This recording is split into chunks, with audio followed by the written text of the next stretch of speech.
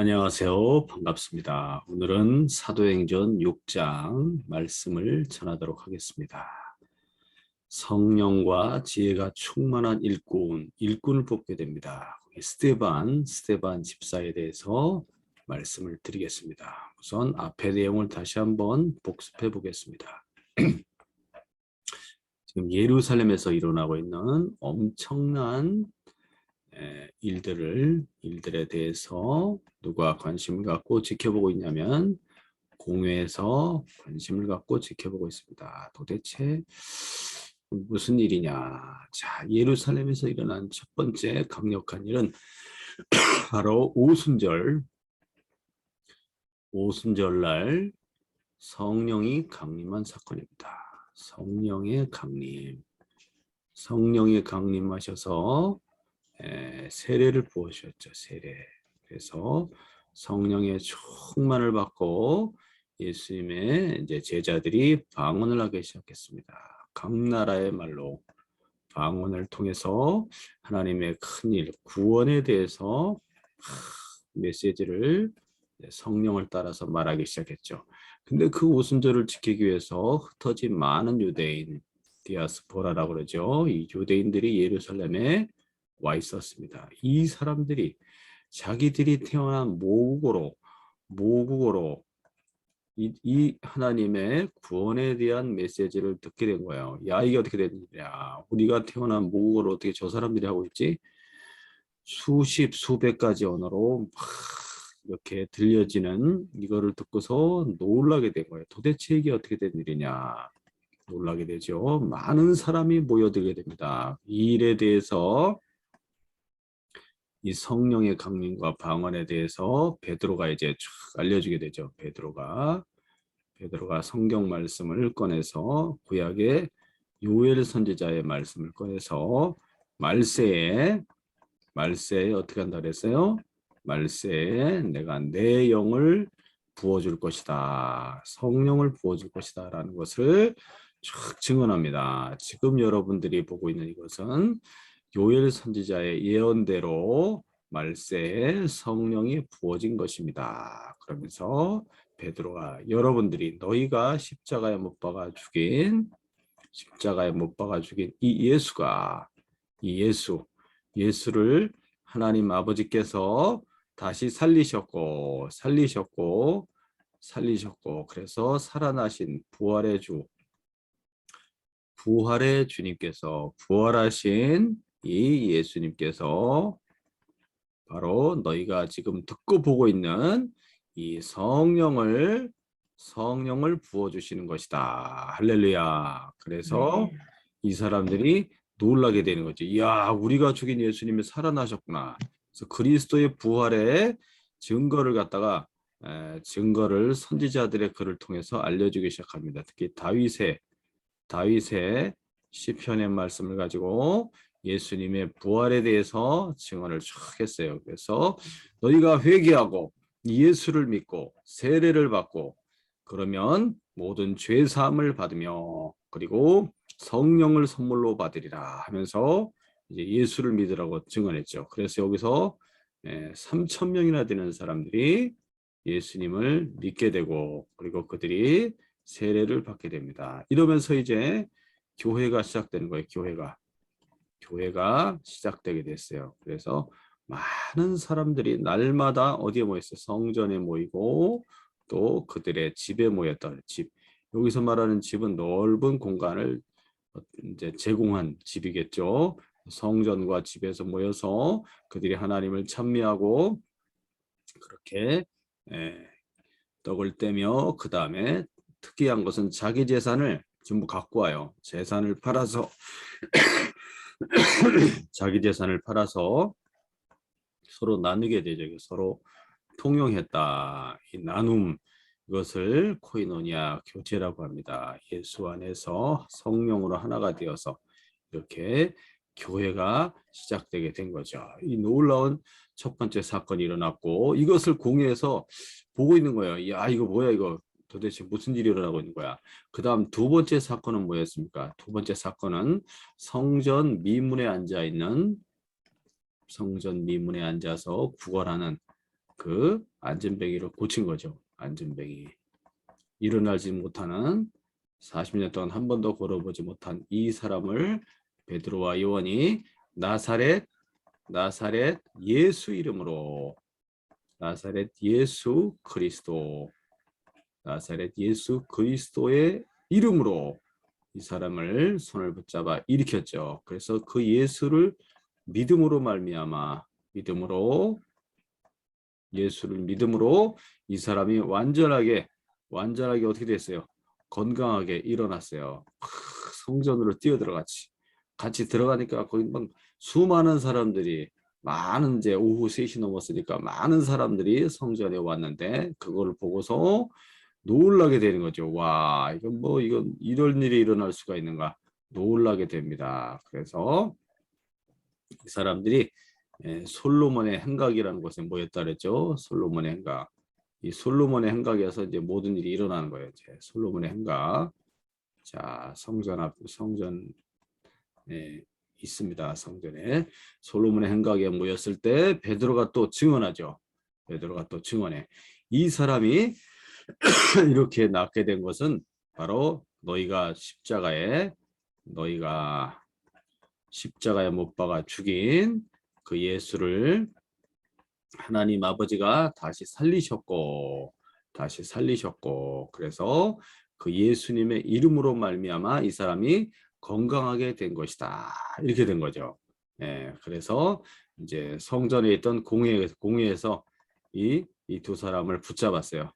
두 사람을 붙잡아 갖고 신문을 하게 되지. 신문. 그때 베드로가 이 부활하신 주 예수, 너희가 십자가에 못 박아 죽인 그 예수를 하나님이 다시 살리셨고 그 예수가 이 사람을 건강하게 이렇게 만든 것이다. 그러니까 그럼 이 사람들이 뭐 할 말이 없는 거야. 진짜 이 사람이 이 안진뱅이가 건강하게 되었고 서 있으니까 뭐라고 할 말이 없는 거지. 자, 그래서 위협을 합니다. 위협. 너희들 다시는 이 이름을 사용하지 마라. 이렇게 위협하는 거야. 다시는 예수 이름을 사용하지 마라. 예수 이름 사용 금지법. 예수 이름 사용 금지법을 내렸어. 절대 이름 쓰지 마. 이름 사용하지 마. 가르치지도 마. 그랬더니 우리는 그렇게 할 수 없다. 하나님의 말씀, 우리는 하나님의 명령에 순종하는 자들이다. 자, 그래서 이들을 풀어주게 되죠. 일단은 풀어주게 됩니다. 자, 그래도 이 베드로와 요한 그리고 모든 사도들은 어떻게 합니까? 이 예수 그리스도의 그래서 복음 뭐냐면 사도들은 무엇의 증인이냐면 예수 그리스도의 부활의 증인입니다. 예수 그리스도의 부활의 증인으로 서 있는 거예요. 부활의 증인. 그래서 부활하신 예수 그리스도, 그분이 살아있다는 거지.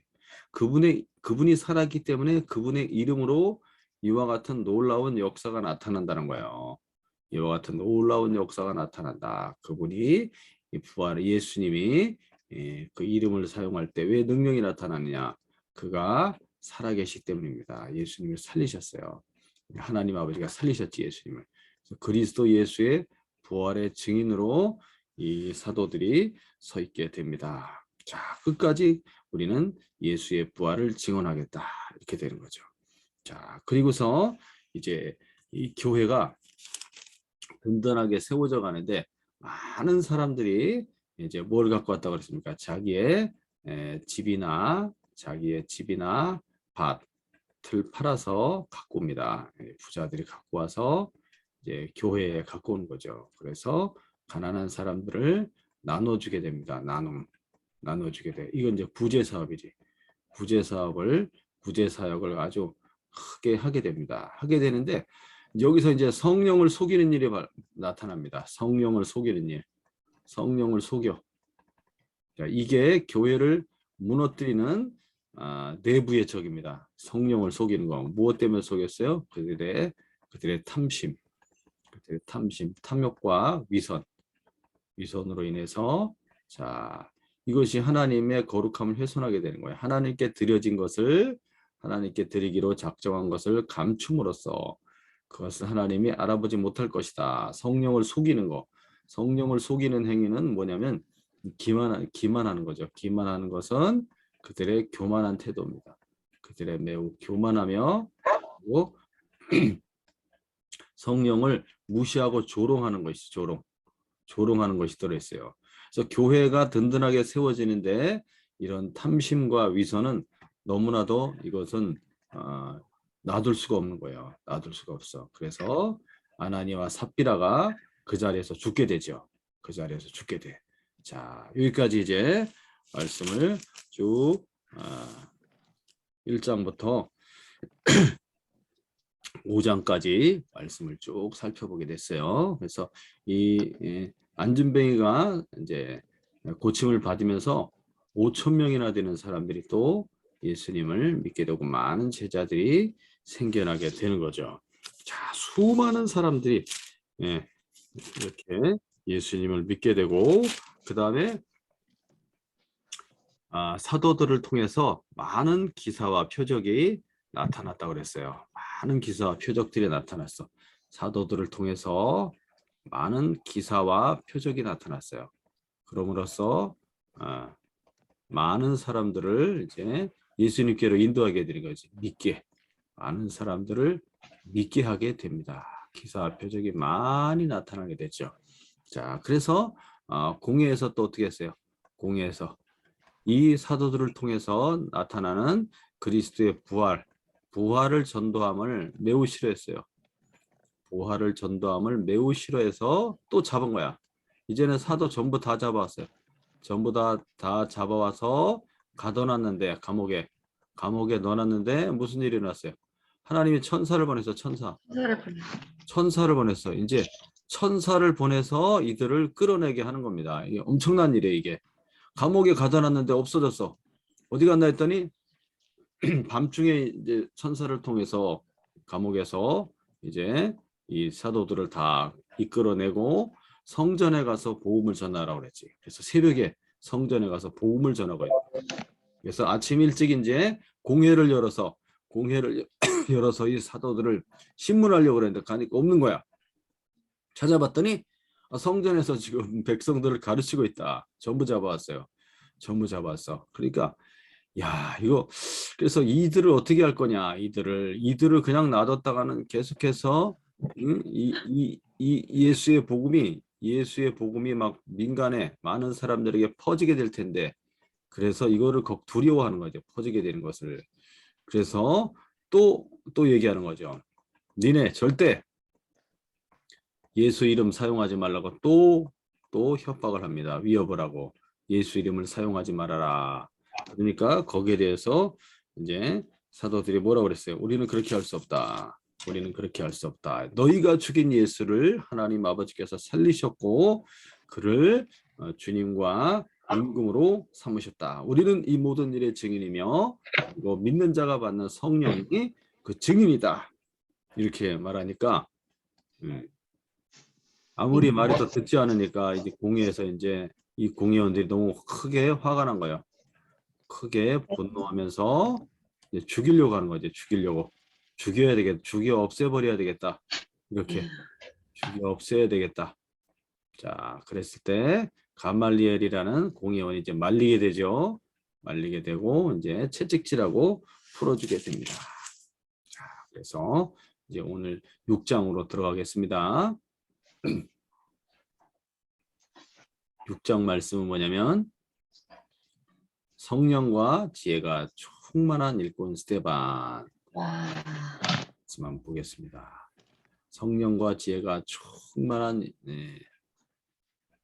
스데반입니다. 교회 일꾼을 세우는 기준이 뭔가? 그게 나와 있어요. 교회 일꾼을 세우는 기준. 어떤 사람을 일꾼으로 세우는가? 그 다음에 초대교회에서 있었던 구제사업. 이게 참 많은 구제사업이 있었어요. 그 많은 부분을 차지하고 있었지. 얼마나 많은 부분을 차지하고 있었나 보고요. 그 다음에 스데반이라는 사람이 등장하게 됩니다. 스데반을 통해서 기사와 표적이 나타나는데 그것은 어떤 의미가 있습니까? 자, 이렇게 교회가 이제 막 부흥하면서 든든히 세워지잖아요. 든든히 세워지고 내부와 그리고 내부에 그 적들이 있었죠. 사탄의 역사로 나타난 하나님의 거룩함을 훼손하고 하나님을 속이려고 하는 그런 세력들을 하나님이 제거하셨죠.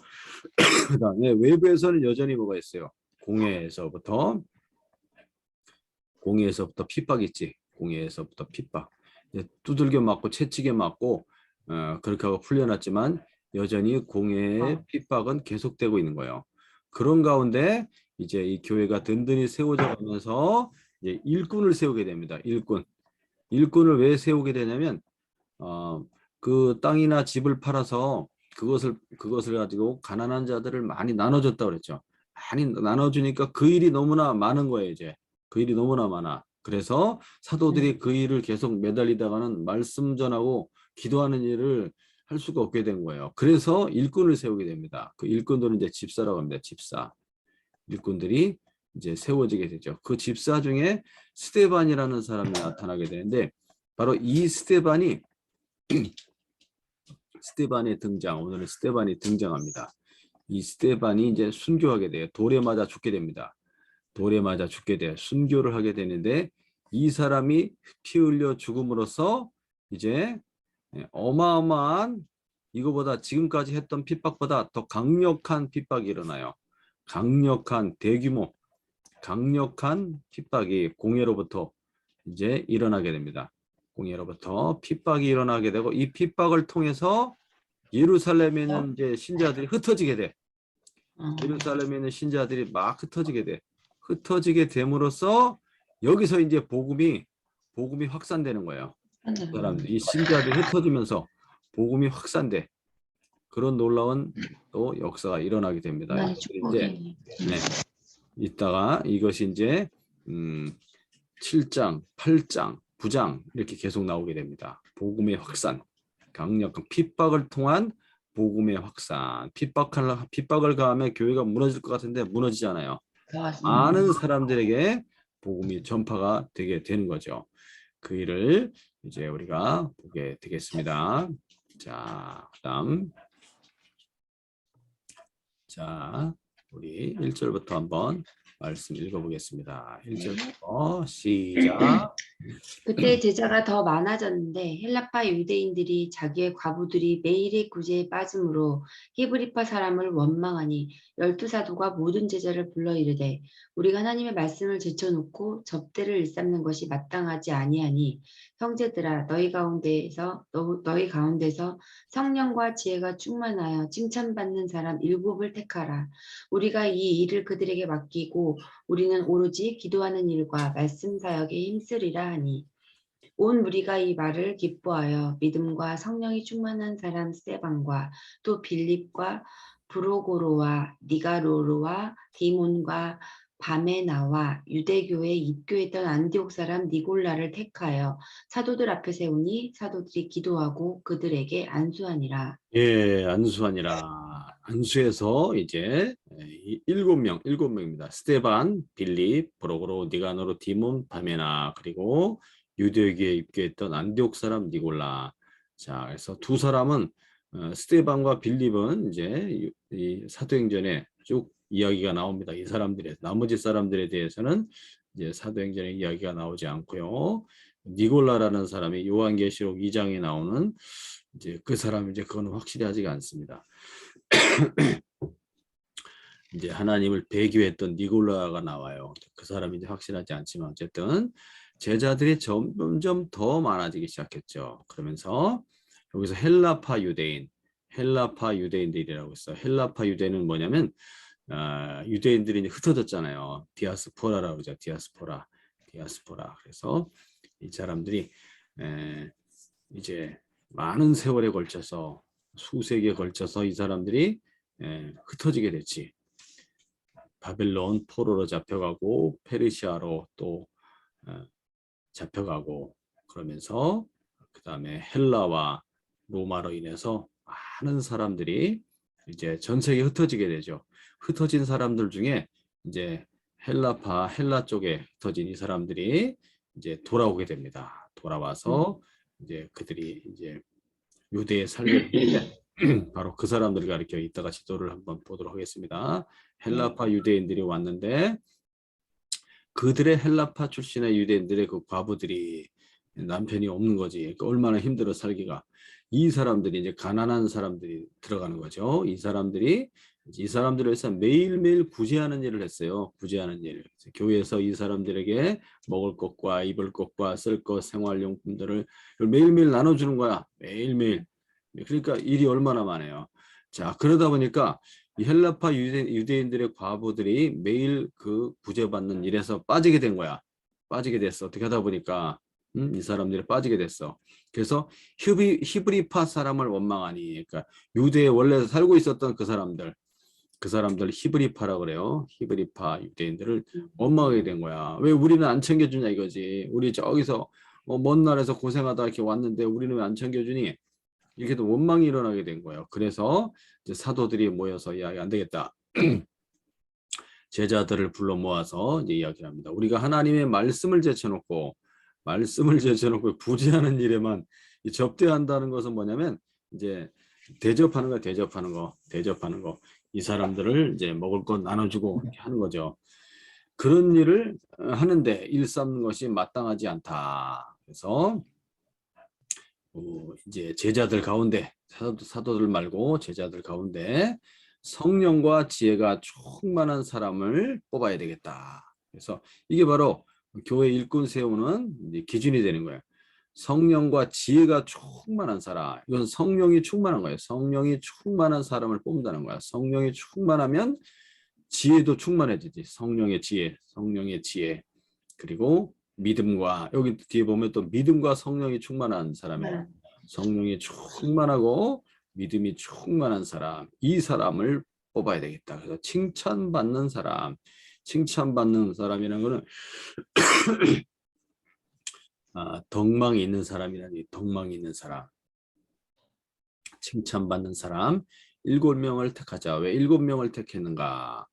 나름대로 이유가 있었겠죠. 그 당시 예루살렘에 이제 믿는 신자가 한 2만 명 정도 됐다고 그래요. 2만 명에서 2만 5천 명. 그래서 7명이 한 이제 300명씩 3천 명씩 맡게 되는 거죠. 근데 그 중에 이제 가난한 사람들을 그 중에서 추려내게 되면 7명의 사람들이 충분히 할 수 있었다. 그렇게 이야기를 합니다. 자, 그래서 우리가 이 일을 그들에게 맡기자. 그래서 우리는 오로지 기도하는 일과 말씀 전하는 말씀 사역에 힘을 써야 되겠다. 자, 이게 이제 사도들이 해야 될 일이죠. 기도하는 일과 말씀 전하는 일에 전무해야 되겠다. 자, 그래서 온 무리가 이 말을 기뻐해서 믿음과 성령이 충만한 사람 7명을 이렇게 세우게 됩니다. 세우게 되고 사도들이 이제 이 사람들을 위해서 이제 기도하고 안수하여 세우는 거죠. 그래서 안수집사를 안수하여 세우게 됩니다. 자, 그래서 밑에 설명을 좀 볼게요. 제자의 수가 이렇게 많아졌다고 그랬죠. 제자의 수가 한 2만에서 2만 5천 명 정도 많은 사람이 생겨났고, 자, 그 다음에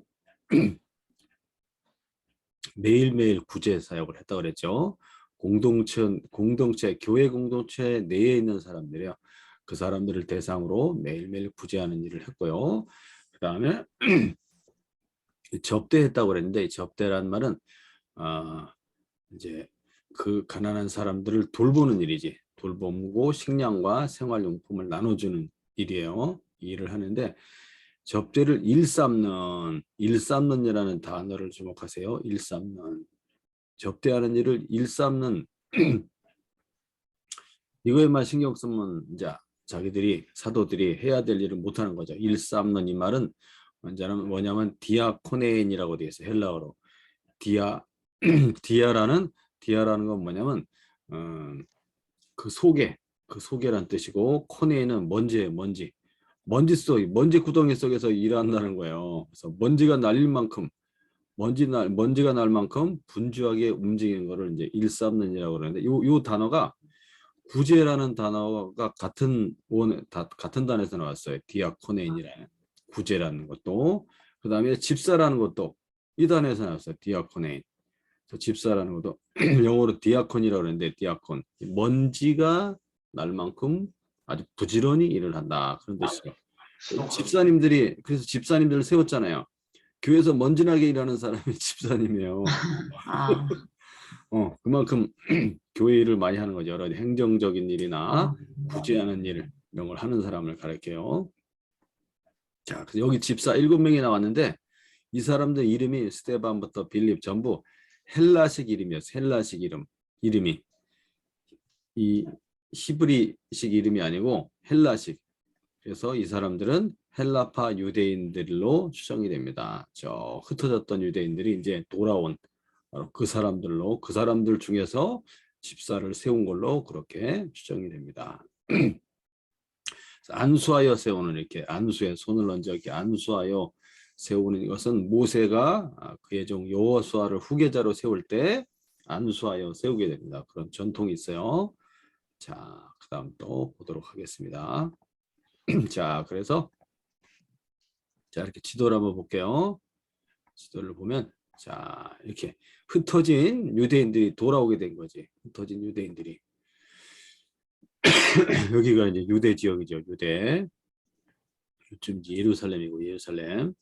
자, 이 아래쪽은 나바테안이라 해서 여기는 이제 아라비아입니다. 아라비아. 여기는 아라비아 쪽에서도 돌아왔고, 그 다음에 이쪽 이집트 이쪽이 알렉산드리아 여기 있고, 여기가 구레네 리비아입니다. 리비아. 자, 여기서 돌아왔고, 그 다음에 북쪽으로 올라오면 이쪽은 이제 페르시아죠. 메데, 엘람, 바데. 여기는 바벨론. 여기서 전부 돌아옵니다. 여기가 이제 소아시아 이 지역. 그 다음에 구브로 섬. 여기서 전부 유대로 돌아오고, 여기가 이제 그리스. 바울이 복음 전했던 그리스, 헬라 지역이죠. 그래서 여기서 무슨 빌립보라든지, 그 다음에 데살로니가, 그리고 이쪽으로 내려가면 고린도 교회 이렇게 쭉 있죠. 여기가 로마. 자, 이렇게 흩어진 유대인들이 이제 돌아오게 된 거예요. 자, 이렇게 지도를 잠깐 살펴봤습니다. 자, 그리고 목사님, 예, 이스라엘이 어디 있어요? 여기. 유대가 이스라엘이에요? 그렇지, 여기가 이스라엘이지. 미식계. 여기가 여기 이제 아, 진짜 팔레스타인이라고 그러고, 궁금했어요. 요 아, 지역은. 예, 팔레스타인. 여기가 이제 유대지. 예루살렘을 중심으로 이게 남쪽 유다고, 아, 거기는 이제 전체가 다 이스라엘이라고 보시면 돼요. 이스라엘. 자, 그다음에 또 보겠습니다.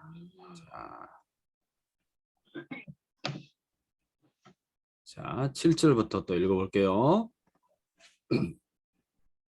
하나님의 말씀이 점점 왕성하여 예루살렘에 있는 제자의 수가 더 심히 많아지고 허다한 제사장의 무리도 이 도에 복종하니라.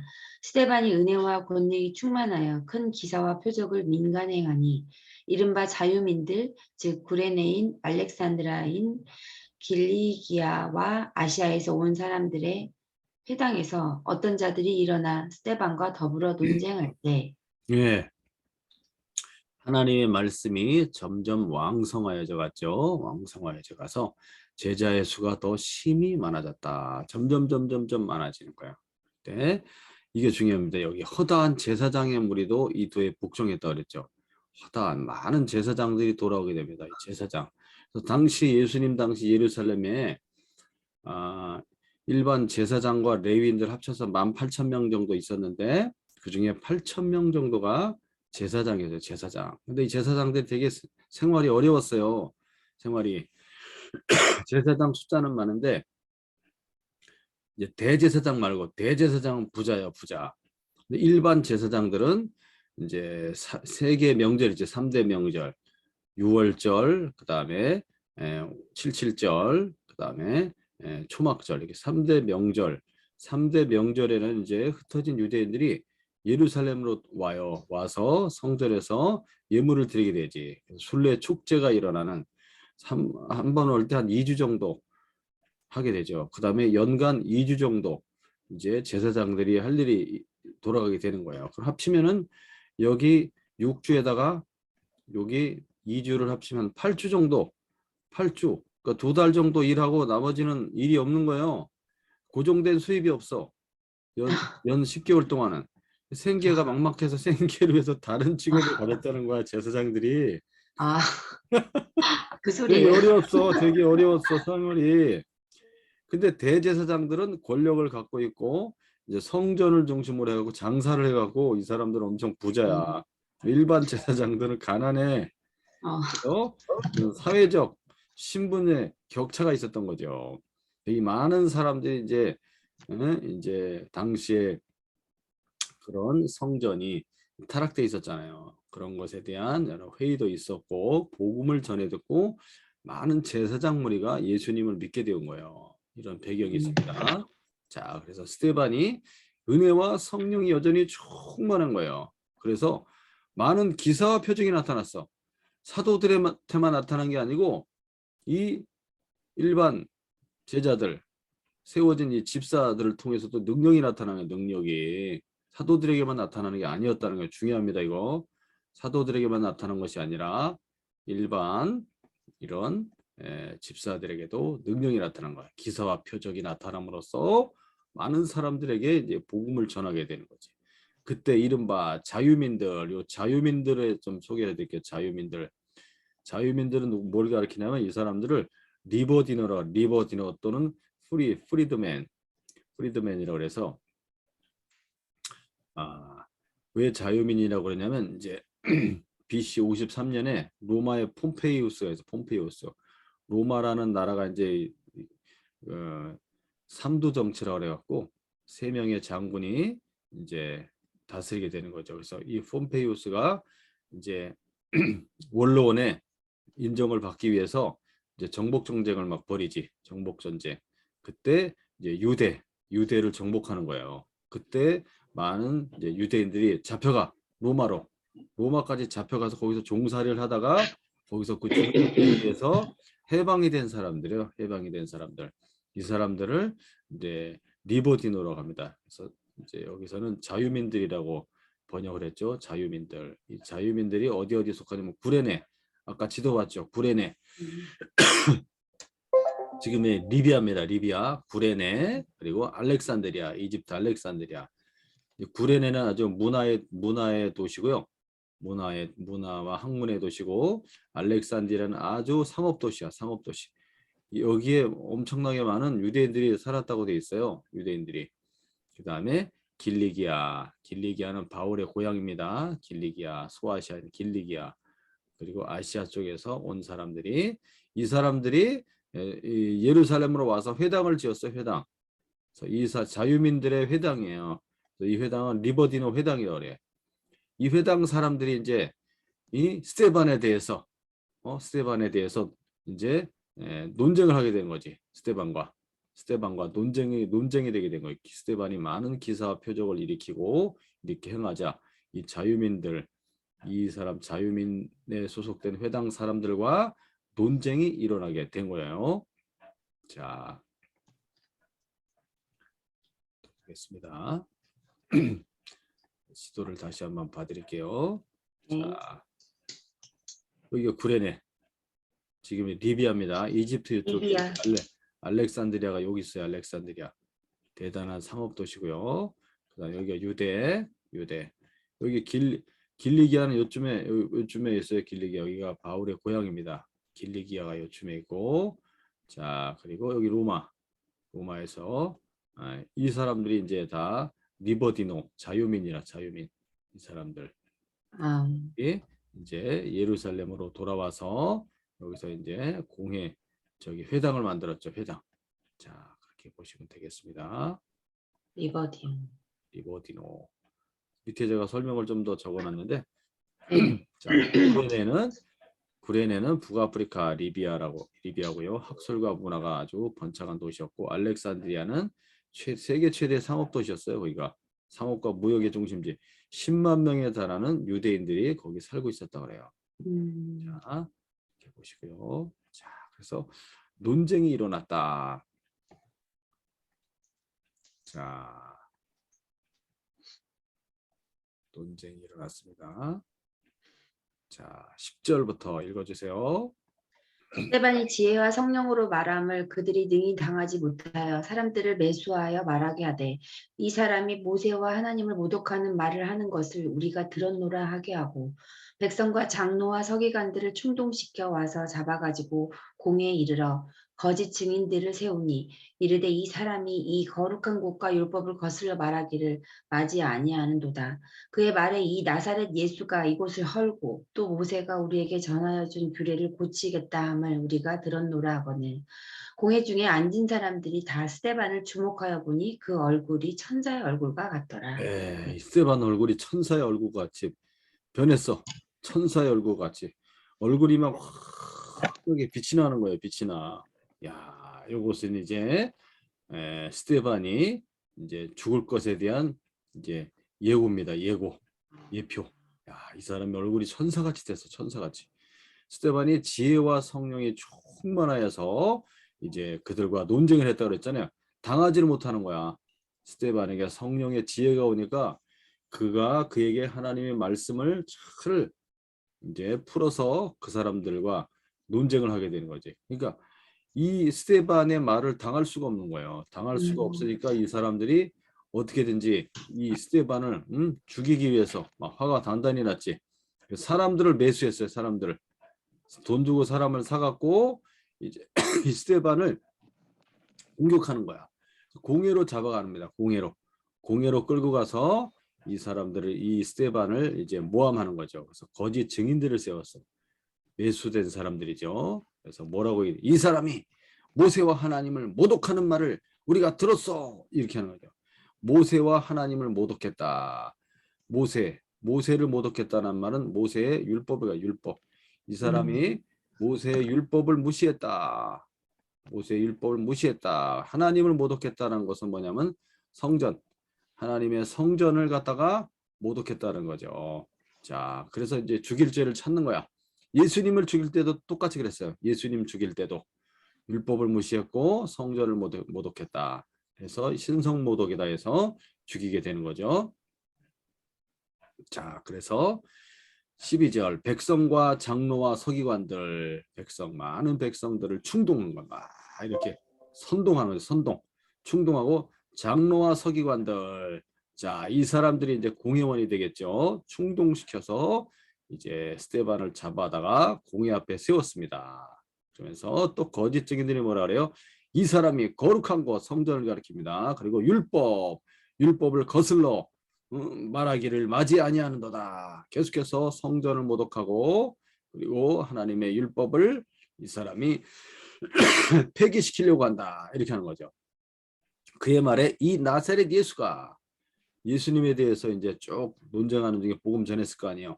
이곳을 헐고 이곳은 성전을 가리키는 거예요. 이곳을 헐라고 했다는 얘기를 했다는 거죠. 그다음에 모세가 우리에게 전해준 규례 율법을 또 고치겠다. 이렇게 말했다고 하는 거예요. 그렇게 말하지 않았는데 거짓 증인을 세워가지고 자 이렇게 해서 스데반을 죽이려고 하는 거죠. 죽이려고. 이 거룩한 곳은 예루살렘 성전을 가리키고 자 예루살렘 성전을 통해서 도시의 이 예루살렘에 사는 많은 사람들의 수입원이 된 거지. 이 예루살렘 성전이 그 성전을 모독하니까 성전을 모독했다고 생각하는 거야. 성전에서 그 많은 뭐가 일어났어요. 형식주의로 치닫고 있지. 성전에 그리고 부패했지. 성전에서 막 이렇게 장사를 하잖아요. 대제사장이 그걸 지적했지. 예수님도 마찬가지였죠. 그 다음에 율법의 정신은 다 없어지고, 그 다음에 전통만 준수했지. 전통. 자기들이 만들어낸 장로의 유전이라고 하는 그런 전통만 준수하게 급급한 그리고 율법에서 말하는 하나님에 대한 사랑은 없는 거지. 자, 그런 것들을 얘기했는데 그것을 도리어 율법을 고치겠다, 뜯어 고치겠다, 율법을 폐기시키겠다 이렇게 말했다는 거예요. 그 다음에 예수님 말했던 이 성전을 헐라 그러면 내가 3일 만에 다시 세우리라 이렇게 말했었잖아요. 그것은 뭐 성전을 모독하는 것이 아니라 그 성전이 예수님의 몸을 가리키는 거예요. 십자가의 죽으심을 예고하고 십자가에서 죽은 자 가운데서 부활하는 것을 예고하는 것이지. 예수님 성전을 막 헐어버리겠다 그런 얘기가 아니고, 자, 예수님이 이 성전을 헐고 한 이야기는 요한복음 2장에 나와요. 요한복음 2장에 예수님이 이제 성전에서 장사하는 자들을 다 내쫓죠. 성전을 청결케 하는 그런 일을 하십니다. 예수님이. 그러면서 자, 네가 뭔데 이런 일을 하느냐 그렇게 말했을 때, 네가 이런 일을 하는 표적이 뭐냐 그랬을 때, 이 성전을 헐라 내가 3일 만에 다시 세우리라. 그래서 예수님의 몸된 이제 성전에 대해서 얘기하는 거예요. 성전을 헐라 이 말은 예수님의 십자가의 죽으심을 가리키는 거죠. 죽으심을. 자, 그래서 예.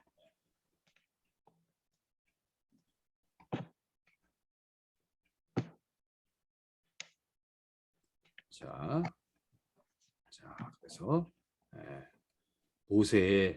모세의 규례를 율법을 뜯어 고치겠다 그 말이 아니고, 그 말은 율법의 완성되신 그리스도 예수 그리스도가 이제 모든 율법의 완성이 되시지, 그걸 말했는데 율법을 뜯어 고치겠다라고 이 사람들이 거짓말하는 거예요. 이 사람을 모함하는 거예요. 스데반을. 자, 그렇게 해서 스데반을 죽이려고 하는 거죠. 근데 그 얼굴이 어떻게 됐다? 천사와 같이 얼굴이 환하게 빛났다는 거예요. 천사와 같은 영광이 이 스데반에게서 나타난 거예요. 성령의 역사로 이런 것이 일어난 겁니다. 영광스러운 광채가 확 나타났다. 옛날에 모세도 시내산에서 율법 받고 내려왔을 때 그 얼굴에 광채가 났었다 그랬죠. 자, 얼굴이 천사와 같이 빛이 났다. 스데반의 좀 이따 있을 순교를 예고하는 거예요. 네, 순교를 예고하는 거예요. 자, 오늘 여기까지 말씀을 보았습니다.